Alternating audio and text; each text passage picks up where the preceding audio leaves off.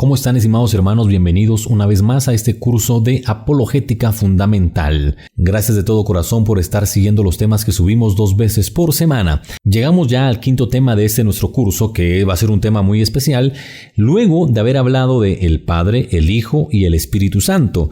Hemos abordado esos temas que son muy importantes, porque si Dios no existe, la iglesia no tiene sentido. Si Jesucristo no es Dios, de igual manera, y si el Espíritu Santo no es Dios, y ese Dios que le asiste en el tiempo de la iglesia, que es el tiempo del Espíritu Santo, entonces la iglesia no tiene razón de ser. Hemos querido iniciar con este orden. En primer lugar, hablamos de por qué estudiar apologética. Posteriormente, mis estimados hermanos, nos hemos ido introduciendo en la doctrina de la Iglesia Católica. Todo lo que hemos dicho acá ha estado basado en el Catecismo de la Iglesia, en la palabra de Dios y lo que nuestra Madre, la Santa Iglesia Católica, nos enseña. Entonces le agradecemos a Dios, nuestro Padre Celestial, por darnos la dicha de aprender más acerca de su palabra. Yo creo que mientras vamos avanzando, vamos comprendiendo algunas cosas, recordando otras que posiblemente ya se nos habían olvidado y centrándonos más en nuestra fe. Recuerden, y lo voy a decir primero Dios en cada video, que este curso es para amar más a Dios. La apologética nos tiene que llevar no únicamente a tener conocimientos, sino al conocer, amar a Dios y estar ya bien formados para no entrar en discusiones vanas, sino para entrar en diálogos que pueden ser fructíferos y para responder a aquellas personas que tienen dudas, que nos hacen preguntas fuera de la iglesia y aún dentro de la iglesia también. Por lo tanto, estudiar la fe es importante para nosotros los católicos, para que no solo tengamos aquí en la mente a Dios, sino lo tengamos también en nuestro corazón. Les invito entonces para que, si aún no se han suscrito, por favor se suscriban a este canal para recibir las notificaciones pertinentes. Si ustedes conocen a personas que les pueda ser útil este curso, por favor compártalo. No se quede únicamente con los conocimientos, sino compártalos. Recuerde entonces, suscríbase si no lo ha hecho y comparta este video para que lleguemos a muchas personas más para la gloria de Dios. Llegamos entonces a este 5º tema y vamos a hablar, como lo habíamos prometido, de el fundamento bíblico de la iglesia. De eso vamos a hablar en este 5º tema, el fundamento bíblico de la iglesia. ¿Y por qué es importante este tema? Bueno, se los voy a decir dentro de un momento, pero ahora vamos a pasar a la recomendación bibliográfica para este tema. Ahora quiero recomendarles un hermoso libro que contiene los comentarios al Evangelio según San Mateo hechos por el padre de la iglesia, San Jerónimo. Repito, comentarios al Evangelio según San Mateo de San Jerónimo. San Jerónimo, que ustedes recordarán, y si no lo recuerdan, pues ahora yo les comento, fue el que hizo la traducción al latín, que se conoce ahora como la Vulgata Latina. Allá se fue a encerrar en la gruta de Belén, donde según la tradición nació nuestro Señor Jesucristo, y tradujo del hebreo, arameo y griego al latín las Sagradas Escrituras. Recomendación entonces: comentarios al Evangelio según San Mateo de San Jerónimo. Este libro es de la Biblioteca de Patrística, editorial Ciudad Nueva. Estimados hermanos, estudiar no solo la vida de los padres de la iglesia, sino sus escritos, yo creo que nos hacen mucho bien para saber qué era lo que los primeros cristianos creían. San Jerónimo vive en el siglo IV y lo que comenta acerca del Evangelio según San Mateo creo que es de beneficio para todos nosotros. Hecha esta recomendación, entremos de lleno con el tema que nos compete para este video. ¿Por qué es importante el tema que vamos a tratar? Yo creo que la primera razón es por el relativismo religioso que ha calado tanto dentro de la iglesia. Entonces encontramos hermanos dentro de la iglesia que afirman que todas las iglesias son iguales, que da lo mismo aquí que allá, y que si alguien se va de la iglesia, pues no pasa nada, cada quien decide dónde seguir al Señor. Lo importante es que siga a Dios y que sea buena gente. Si es católico, si no es católico, déjelo. ¿Para qué vamos a estar peleando si Jesús no vino por iglesias? Jesús vino por un pueblo y para predicar el reino. Se escucha bonito, pero hay un grave peligro en creer estas palabras y pensar que todo es igual. Este relativismo dentro de la iglesia ha hecho mucho mal. Recuerdo, mis estimados hermanos, con mucha tristeza, la anécdota de una hermana que compartió conmigo la siguiente historia.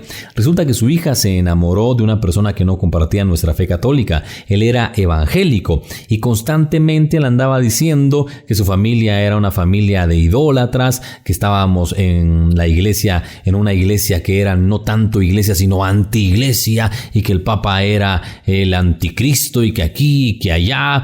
Y bueno, esta persona le contó a su mamá todo lo que le decía el novio, y la mamá asustada dijo: ¿a dónde voy? Bueno, llevó a su hija con el sacerdote en su parroquia, con el párroco, para ver si él, a través de el discernimiento que Dios le podía conceder y su experiencia, podía aconsejar a su hija y decirle: no se vaya de la iglesia, aquí está bien, y explicarle. Muy bien, entonces llevó a su hija. En la secretaría parroquial habían pactado una reunión y entraron con el sacerdote. La hermana empezó a contarle, a decirle que ella es católica, que había sido ministra extraordinaria de la Sagrada Comunión, que ella creía en la Iglesia Católica y había educado a sus hijos dentro de esta fe maravillosa. Pero que su hija se había encontrado y se había enamorado de una persona que no compartía la fe, y que esa persona le estaba metiendo ideas en la cabeza y que le estaba diciendo que se fuera con él a su iglesia. Lo triste de esta historia es que el sacerdote entonces empezó a aconsejar a la señorita y le dijo: mira, si ahí sos feliz, si quieres casarte con esa persona, porque habían planes de matrimonio, y él te dice que te vayas de la iglesia, hacele caso. Es lo mismo si estás aquí que si estás allá. Así que no tengas problemas de conciencia, no hay pena, es lo mismo, lo importante es que sigas a Jesús. Y usted, señora, no le esté diciendo nada a su hija, déjela que sea feliz con quien ella quiera y donde ella quiera.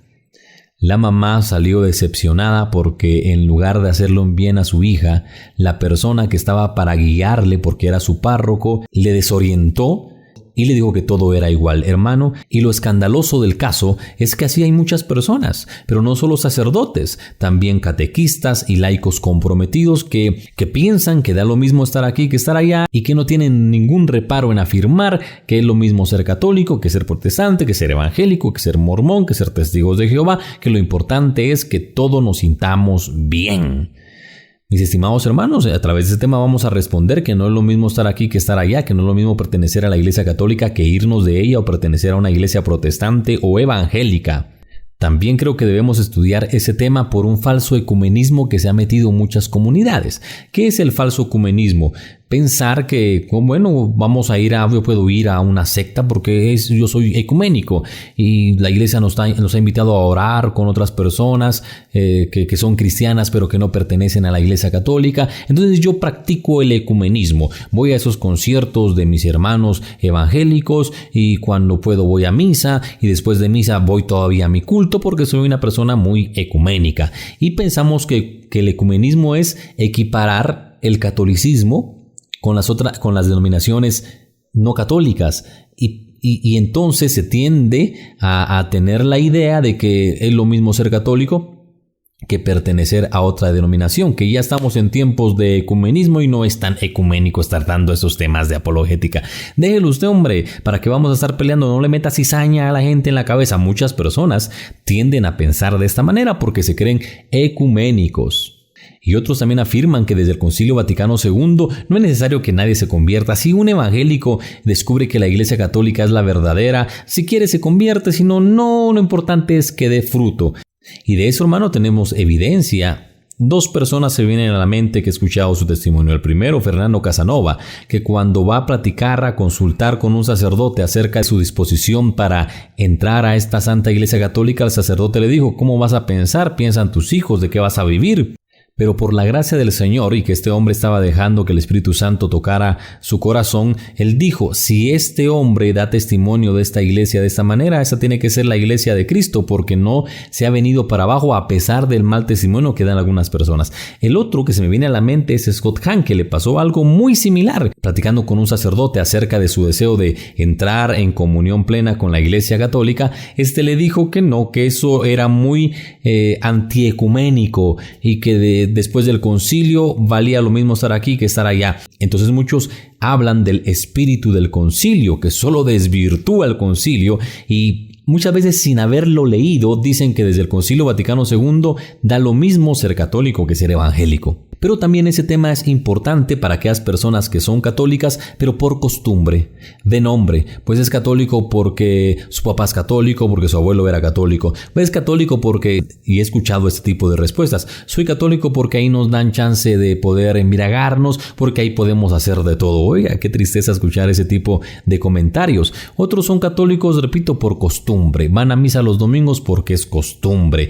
Y puede ser una costumbre buena que después pase a virtud, pero me refiero a costumbre desde el punto de vista negativo, que lo hacen únicamente por inercia. No saben a qué van, pero así les enseñaron y no han profundizado mucho. Por eso cuando regresan después de la Eucaristía se sienten tan satisfechos porque dicen ya cumplí, como que le hubiesen hecho un favor a Dios. Ese tipo de católico mediocre, ese tipo de católico tibio, también tiende a pensar que es lo mismo pertenecer a tal o cual, pero él es católico. Cuando le preguntan, ¿por qué es usted católico? Porque sí. ¿Y por qué no se sale? Porque no.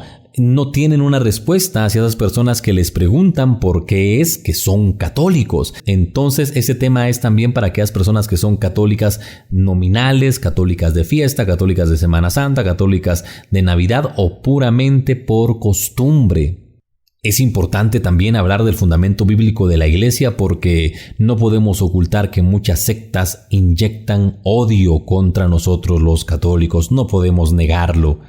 Muchos tratan a la Iglesia de ramera, tratan a la Iglesia como lo peor, el peor de todos los males, y andan muchas veces tocando las puertas o entre las familias, meten la cizaña, y es muy triste darnos cuenta que muchas veces algunos pastores, porque no podemos tampoco generalizar, se les va toda su predicación, todo su mensaje en hablar mal de la Iglesia, que somos idólatras, que la Iglesia es la ramera del Apocalipsis, que nosotros adoramos yeso y tantas cuestiones más, que nuestro bautismo no sirve, que la misa es un sacrilegio. Uy, hermano, todo lo que uno escucha. Entonces el católico puede sentirse menospreciado, abrumado por todo lo que le dicen y podría tender a pensar, la Iglesia posiblemente no sea tan necesaria, porque la táctica del mal más o menos sería la siguiente en este caso. En primer lugar está la persona en la Iglesia, pero ve que hay mucha división, entonces tiende a pensar, pues todas son iguales. Después dice, se están peleando los unos con otros, entonces lo mejor es quedarse en casa y ser buen cristiano en casa. Se queda en su casa y dice que es buen cristiano, pero luego dice, no todos creen en Jesús, así que Dios por un lado, Iglesia por un lado, Jesús por un lado, y él dice, yo voy a hacer un Dios a mi imagen y semejanza. Quizás no lo dice verbalmente, pero indirectamente lo piensa. Y así el mal poco a poco va sacando almas, poco a poco va sacando muchas almas dentro de la Iglesia. Entonces es importante estudiar el fundamento de la Iglesia para que sepamos qué es la Iglesia. ¿Quiso Jesús fundar una iglesia? ¿Quién sostiene a la Iglesia? ¿Podemos estar seguros que la Iglesia católica es la Iglesia verdadera? Quédese y vamos a responder a estas y otras interrogantes más. ¿Cómo vamos a organizar este tema? Lo vamos a organizar únicamente en 3 puntos. Primer punto, vamos a responder a la pregunta, ¿fundó Cristo una iglesia?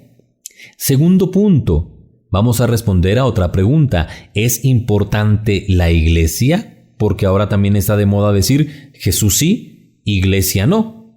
Y el tercer punto, vamos a hablar acerca de las características de la iglesia fundada por Cristo. Entonces, estos son nuestros 3 temas. ¿Fundó Cristo la iglesia o una iglesia? ¿Es importante la iglesia? ¿Cuáles son las características de la iglesia fundada por Cristo? Vamos ahora a nuestro estudio.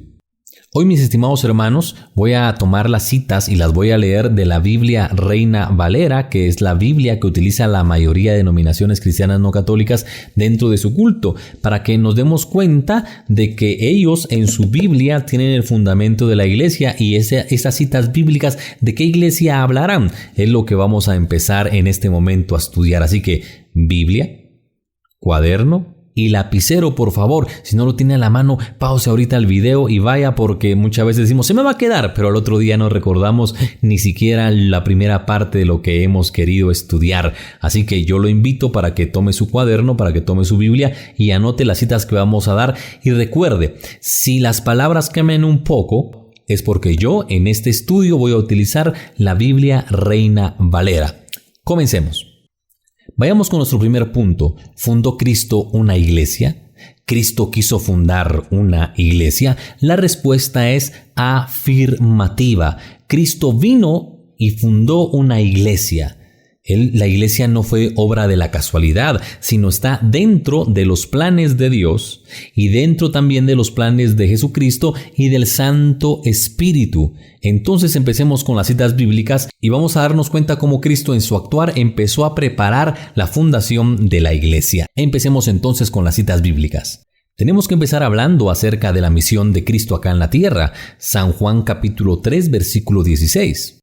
Porque de tal manera amó Dios al mundo, que ha dado a su Hijo unigénito, para que todo aquel que en Él cree no se pierda, mas tenga vida eterna. ¿A qué mandó el Padre al Hijo? Le ha mandado para que todo aquel que crea en Él no se pierda, sino que tenga vida eterna. La misión de Cristo es romper las ataduras del pecado. Él ha venido para salvarnos de nuestros pecados. Ya en el nombre también se encuentra su misión. Yeshua, Dios salva, Yahvé salva. Vamos ahora a leer San Mateo capítulo 1, versículo 21. Y dará a luz un hijo, y llamarás su nombre Jesús, porque él salvará a su pueblo de sus pecados. La misión de Jesucristo es salvarnos de nuestros pecados. Nuestro Señor Jesucristo empieza su vida pública en el bautismo, en su bautismo, posteriormente es tentado por el mal en el desierto y luego ya empieza su ministerio. Él pudo haberlo hecho todo solo, porque para Él no hay nada imposible. Verdadero Dios, verdadero hombre, como estudiamos en nuestro tema acerca de la divinidad de Jesucristo. Cristo pudo haberlo hecho todo solito. ¿Qué hizo?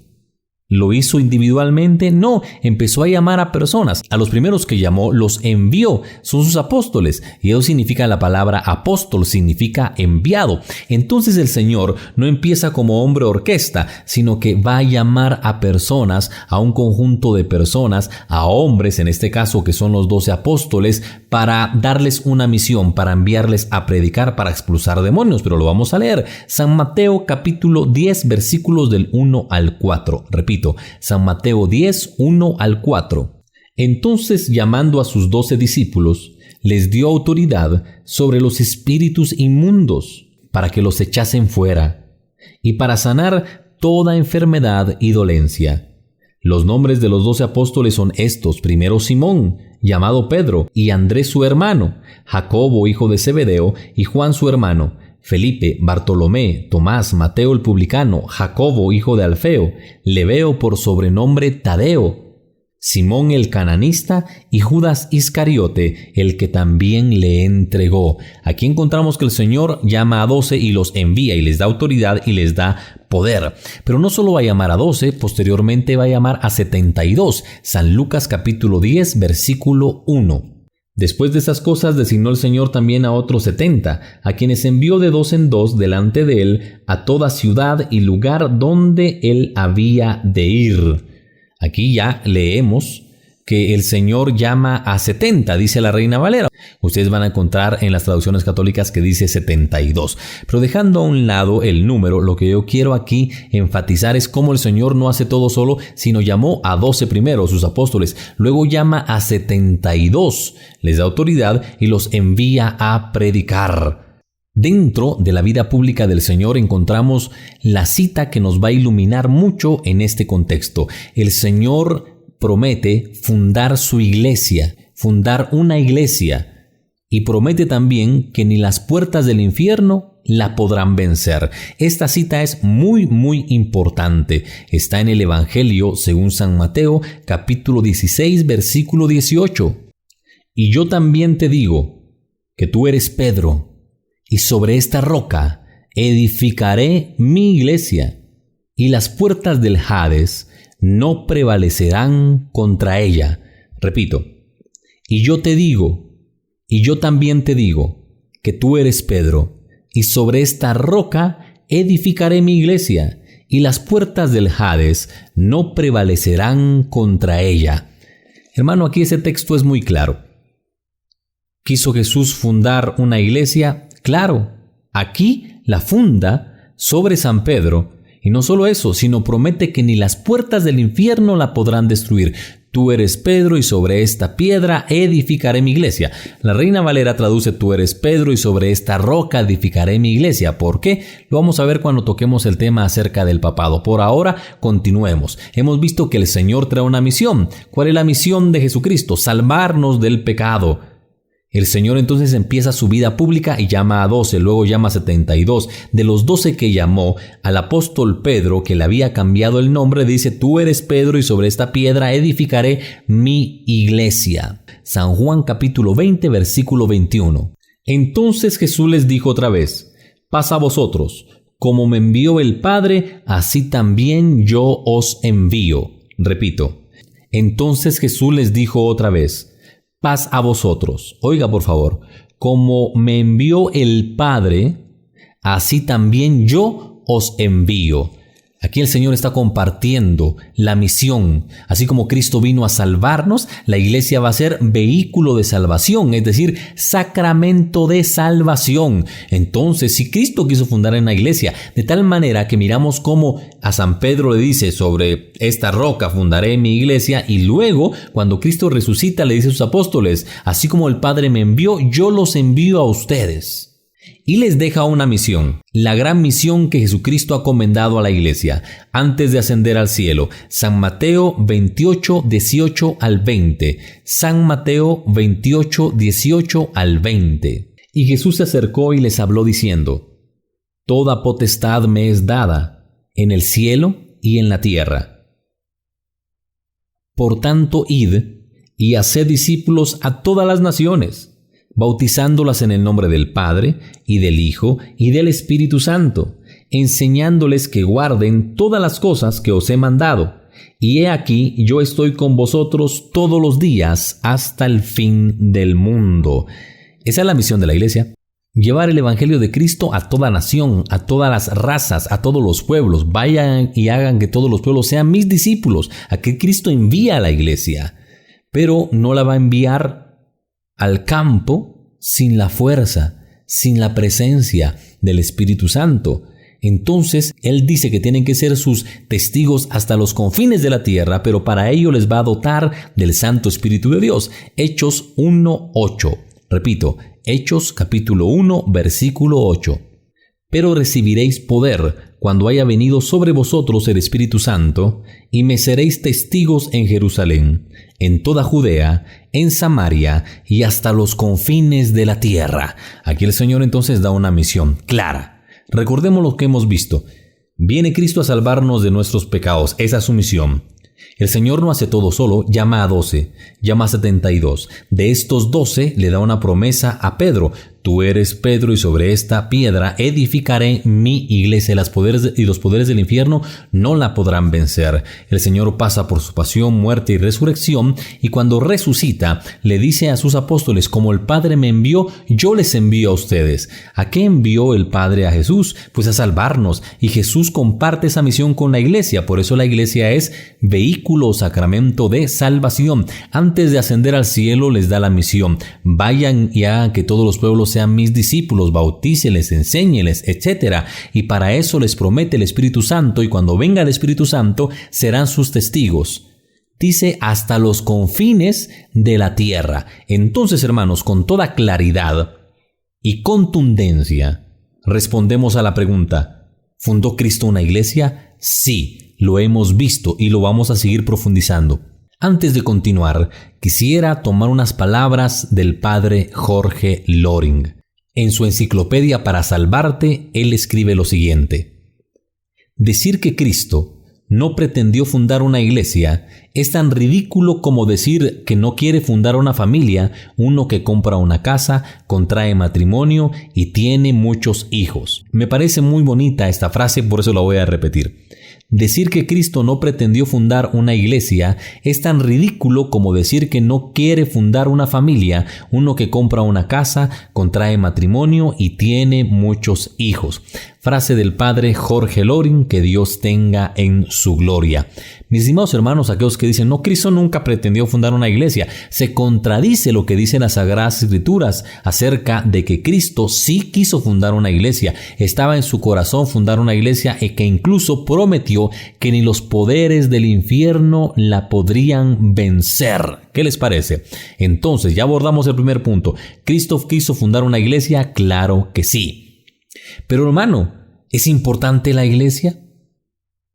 Porque yo prefiero estar en mi casa y no meterme con esas personas que son raras o ir con esas personas que ponen cara de santos los domingos, pero cuando están afuera, hermano, se cambian las alas por los cachitos y les salen los cachitos y les sale la colita y se vuelven más demonios que cristianos. Yo mejor en mi casa, solo Jesús. ¿Para qué iglesia, hermano? No, solo Jesús. Oiga, usted me está diciendo entonces que Cristo fundó su iglesia, pero yo la puedo esquivar, yo puedo decir es importante o no es importante, si quiero voy, si quiero no voy, lo importante es que yo siga a Jesús aunque no vaya a la iglesia.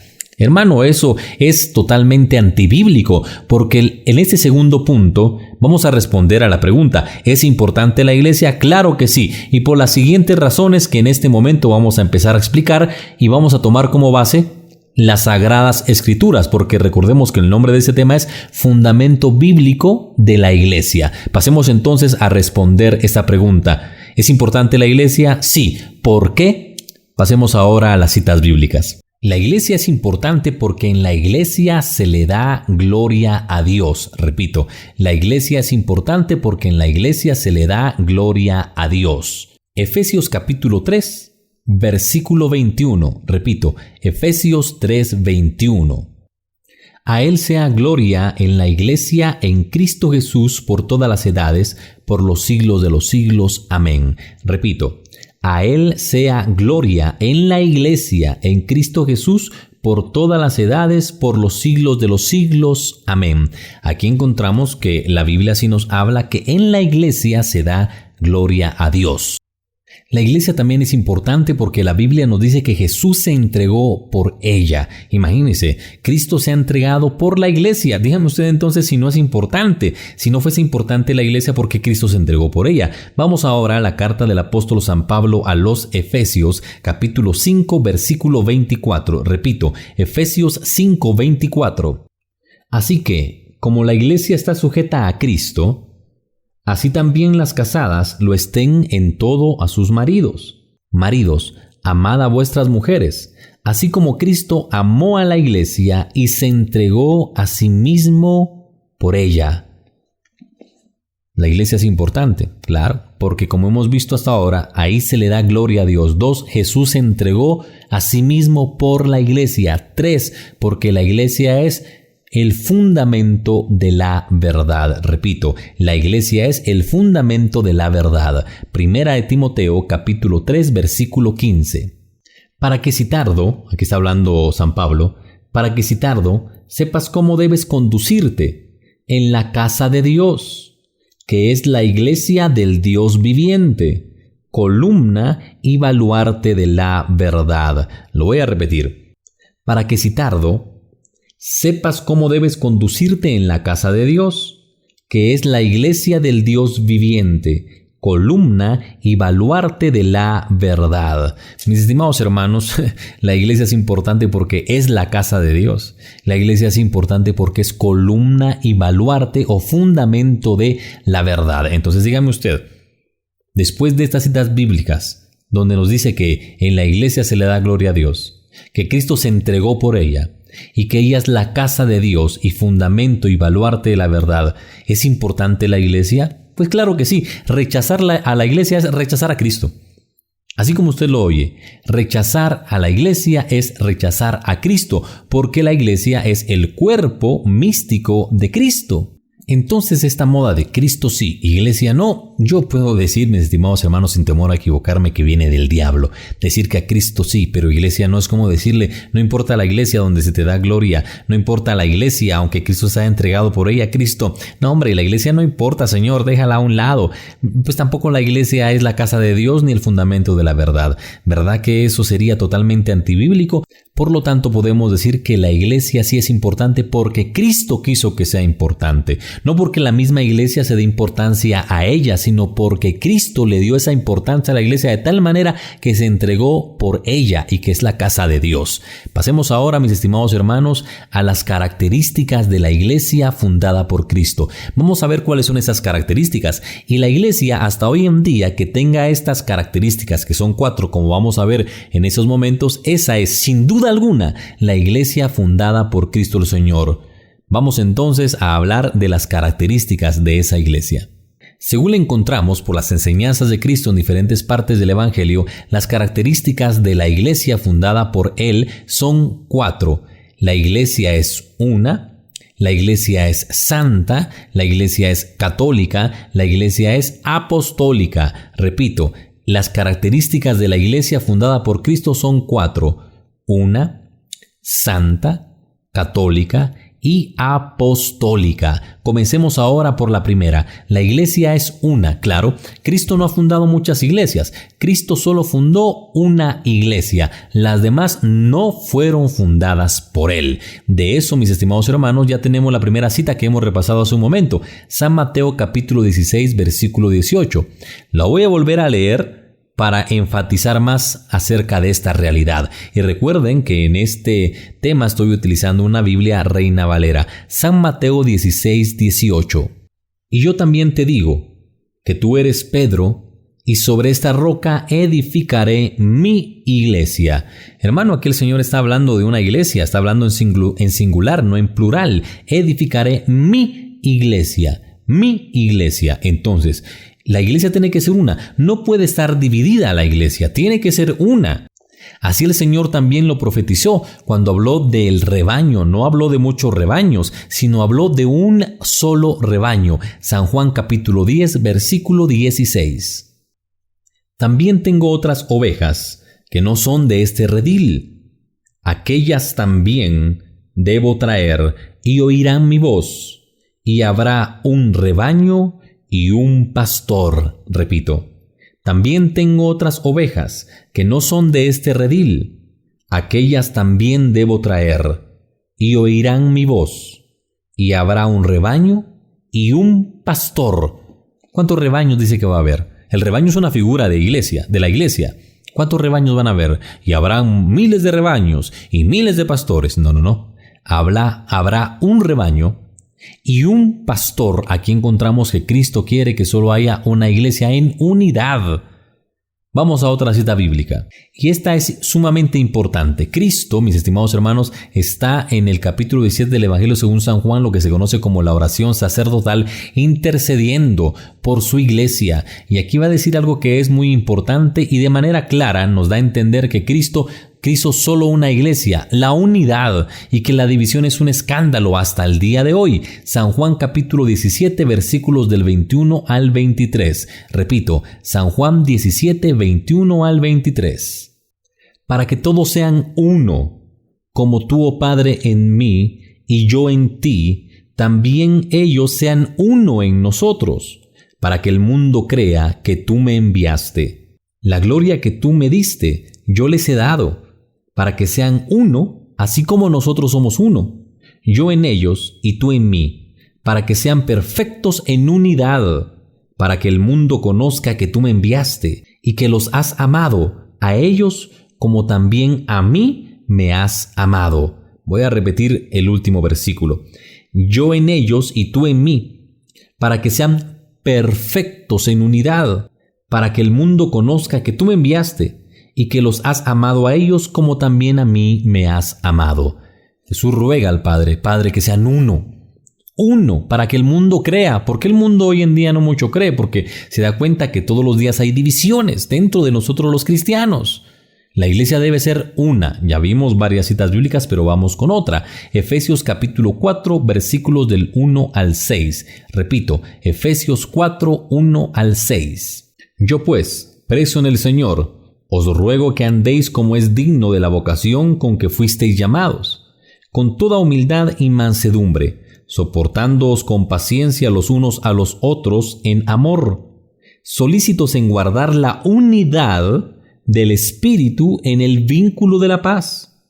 un cuerpo y un espíritu, como fuisteis llamados en una misma esperanza de vuestra vocación, un Señor, una fe, un bautismo, un Dios y Padre de todos, el cual es sobre todos, y por todos, y en todos. Mire qué bonito. Leamos solo los versículos del 3 al 6.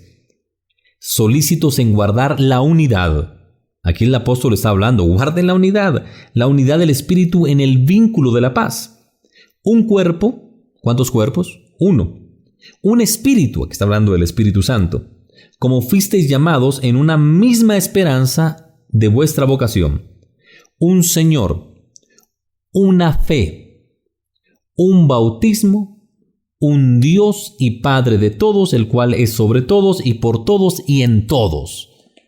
Un solo Señor, una sola fe, un solo bautismo, unidad. Eso es lo que el Señor quiso y lo que San Pablo aconseja. La división siempre es un pecado.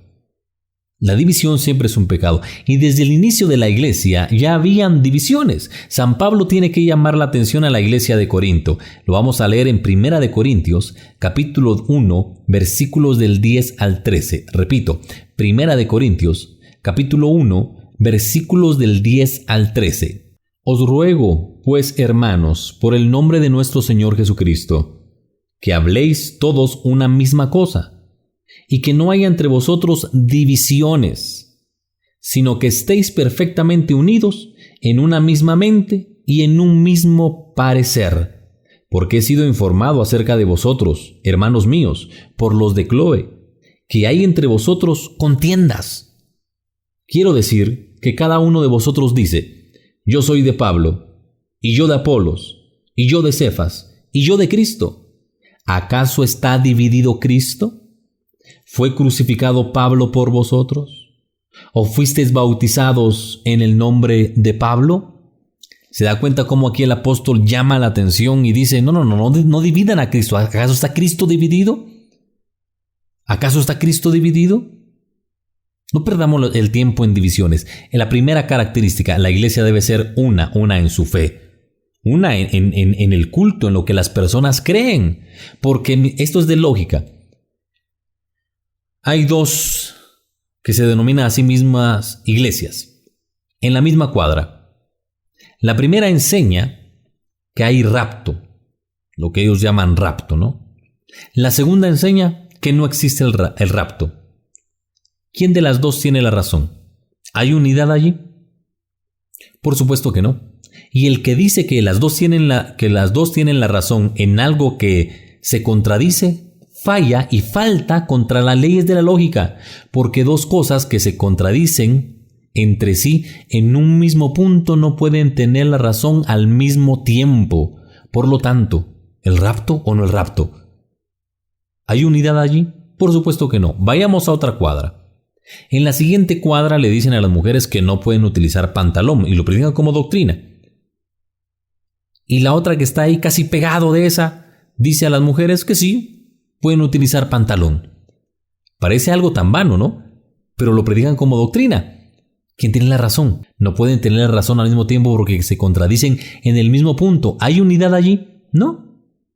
No hay unidad. Lo que se cree, en lo que se celebra. La iglesia es una porque Cristo quiso fundar solo una iglesia. Y el sectarismo es fruto de la carne. Gálatas 5:19. No lo voy a leer, pero ahí lo pueden tener ustedes. Ahorita se me vino a la mente. Gálatas 5:19.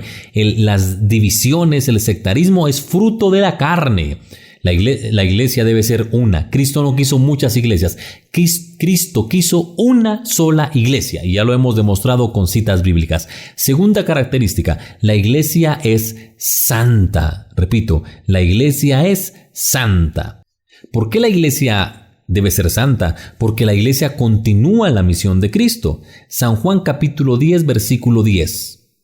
El ladrón no viene sino para hurtar y matar y destruir. Y yo he venido para que tengan vida y para que la tengan en abundancia. La iglesia entonces tiene que ser un vehículo de santidad porque todos estamos llamados a la santidad. Leamos ahora la primera carta del apóstol San Pedro, capítulo 1, versículo 16.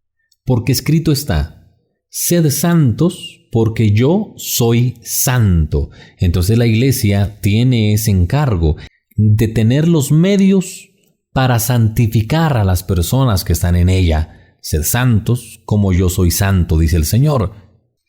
La iglesia tiene esos medios por los cuales nosotros podemos llegar a ser santos. Leamos ahora 1 Corintios capítulo 6 versículo 11. Y esto erais algunos, mas ya habéis sido lavados, está hablando del bautismo, ya habéis sido santificados, ya habéis sido justificados en el nombre del Señor Jesús y por el Espíritu de nuestro Dios. La iglesia santifica. Vamos con otra cita bíblica, Efesios capítulo 5, versículo 25, y luego vamos a saltarnos al versículo 27. Repito, Efesios capítulo 5, versículo 25, y luego lo saltamos al versículo 27. Maridos, amad a vuestras mujeres, así como Cristo amó la iglesia y se entregó a sí mismo por ella, para santificarla, habiéndola purificado con el lavamiento del agua por la palabra. Versículo 27.